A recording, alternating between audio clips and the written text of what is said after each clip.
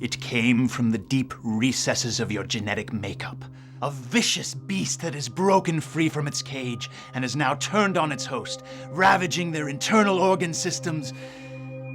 Okay, so maybe the monster diabetes doesn't strike fear into the hearts of millions quite as easily as the creature from the Black Lagoon or Bigfoot, but it should. And actually, it does strike fear into the hearts of 15 million Americans with the disease, and into their pancreases and kidneys and nerves and feet and, well, you get the idea. When we talk about diabetes, we're actually talking about one disease, the body's inability to process and regulate sugar. But there are two very different types.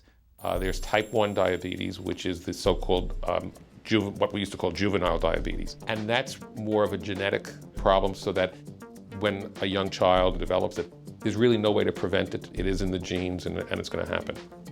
Type 2 diabetes, which is the so-called adult onset diabetes, is also partially genetic, but here there's a lot of extra things that go into it, specifically the fact that we're having now basically an epidemic because of our diet and the fact that there are so many obese individuals. No matter the type, diabetes is a result of a disruption to the body's use of insulin, a protein produced in the pancreas that helps your body regulate sugar. The cells in your body need sugar for energy. When you consume any form of sugar, its energy is delivered to the cells by insulin. When you have diabetes, the sugar cannot make it into the cells because either the body has become resistant to insulin or the pancreas stops producing insulin altogether. Either way, you're left with cells that cannot access energy and way too much sugar in the bloodstream. As a result, you experience symptoms of fatigue. You have no energy.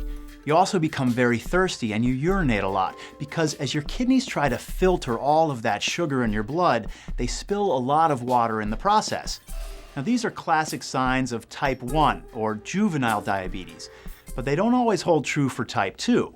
But with a typical type 2 adult onset diabetic, there may be no symptoms for 5 or 10 years.